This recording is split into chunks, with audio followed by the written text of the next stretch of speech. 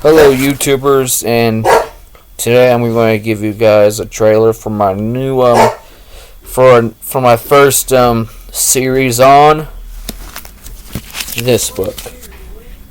This book is called The 60 Greatest Conspiracies of All Time, written by Jonathan Rankin and John Whalen. Hey, he's a good writer. Yes, Gavin, I understand. They're both good writers. But, anyway, I'm going to, Read it.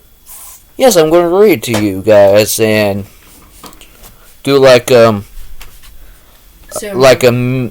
series on these stories. Like speech. No, not speeches, Gavin. And there are like 60 stories There's more 60. to do. And that means 60 YouTube videos. Alright. But first, let's read the preface, just to get this over with. There really are, as one of our favorite writers, Jim Hogan, says, two kinds of history. The safe, sanitized Disney version, so widely available as to be unavoidable, and a second one that remains secret, buried, and unnamed. This book is not a Disney production. What do you mean by unnamed? Like unknown. Like nobody knew? Yes, nobody knew about it. What? That's crazy. This book is not a Disney production. Oh, nice quip. But we differ with Hogan, investigative author of Spooks and Secret Agenda, two classic exposés of clandestine politics. On one minor point, the second version of history does have a name, conspiracy theory. My bad. The label itself is a reason why the secret history remains buried. If it's a mere theory, then it can't really be history, correct? Not in our view. And even the driest recounting of historical fact, there is much theory. And in conspiracy theory, there is much fact.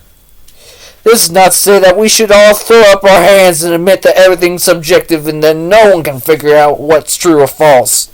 Quite the opposite. We hope that this book will help broaden the definition of what could be true, because that definition is so narrow right now. On the other hand, in our personal experience, we have naturally discussed our subject matter with a great many people and have often been heartened by their openness to so-called conspiracy theories. The problem is, they don't know the details of very many. Even in the post-JFK era, when the stigma on this subject has been at least partially lifted, there are still relatively few avenues for exploring the secret history. The Disney version of history could just as easily be called the New York Times version, or the TV news version, or the college textbook version. The main resistance to conspiracy theories comes not from people on the street, but from the media, academia, and government. People who manage the national and global economy of information. There is certainly a lot of resistance there, and the reasons, while are multifarious, complex, and probably deserve a book of their own. A few of the main ones, vastly oversimplified, are vested interests, laziness, and armchair psychoanalysis, peer pressure, bad associations, faith in democracy, denial, conspiracy. Now, here's a vested interest. Conspiracy theories, by their nature, attack established authority. People in positions of authority fight back, as you'd expect they would. Laziness. A good conspiracy is tough to crack. It's easier to rewrite a press release and then act 100% certain that you know what you're talking about when someone calls you on it later. Oh boy. Pundits and armchair psychoanalysis. Pundits and pawn factors tend to deal with conspiracy theories not of their merits, but as symptoms of the mental problems afflicting those who advocate them. Unfortunately, many of the most vocal conspiracy theorists do little to dispel this stereotype. However, the armchair Freudians really admit that their own views also have deep-seated psychological motivations.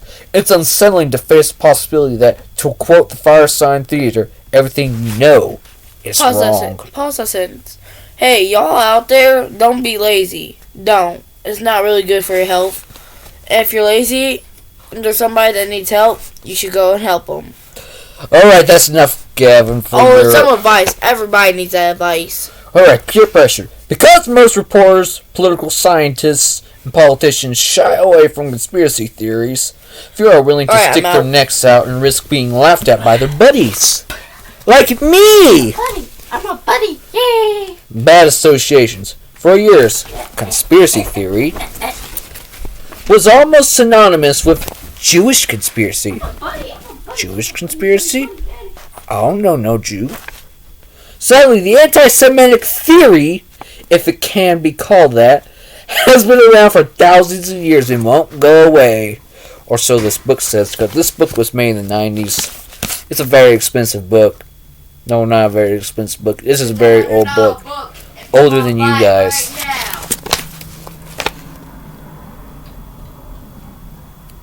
Lately finding unfortunate expressions in the rantings of various Eastern European politicians and certain African American orators.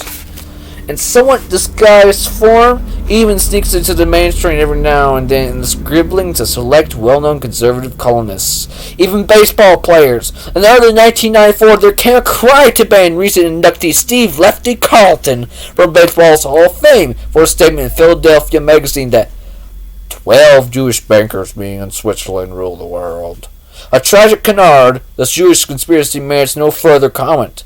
Its existence, however, tends to unfairly discredit other conspiratorial interpretations of events that have nothing to do with making scapegoats of any ethnic or religious group. Faith in democracy. We like to believe our system of government protects us from the sorts of things that go on in more backward countries. But here's the deal. It doesn't. It only makes things worse. So does socialism. Governments tend to make people's problems a lot worse than they are now. Denial.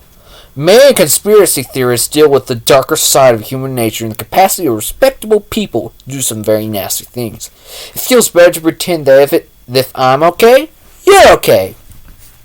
Conspiracy.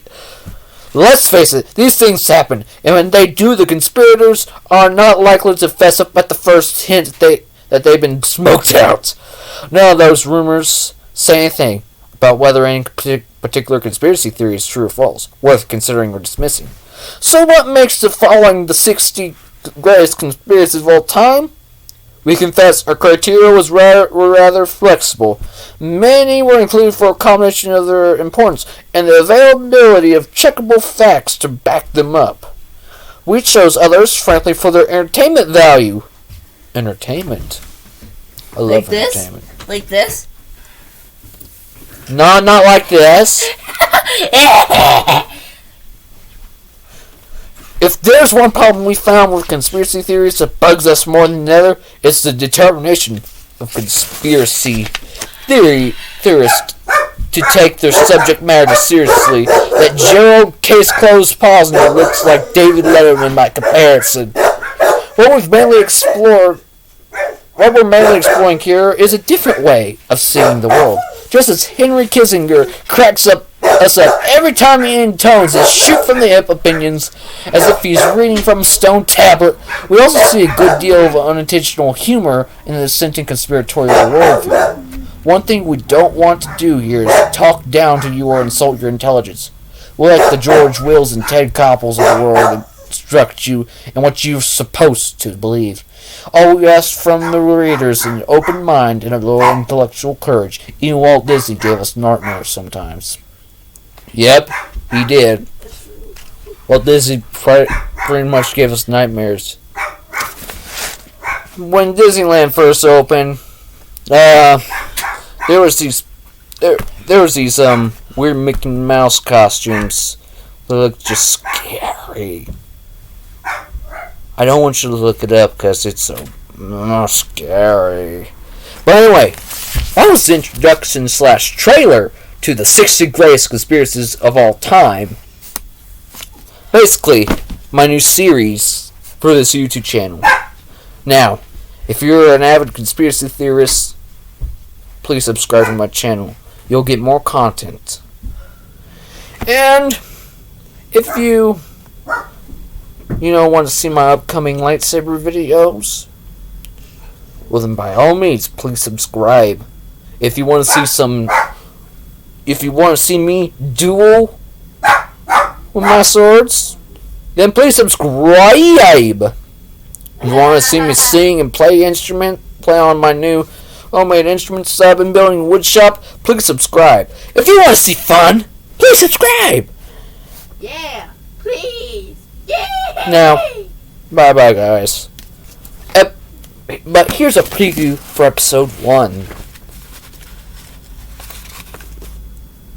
The title is CIA Said Trip. Is that how you say it? I think that's a CIA Trip. Ah, okay. I'm going to read you the first paragraph of this. LSD was invented in Switzerland by Albert Hoffman, a researcher for Sandoz Pharmaceuticals. It didn't spontaneously appear among the youths of the Western world as a gift from the god of getting high. The CIA was on acid long before the Flower Children. Bull. So that's the first paragraph for the first episode of this book. So, see you guys later. Bye bye.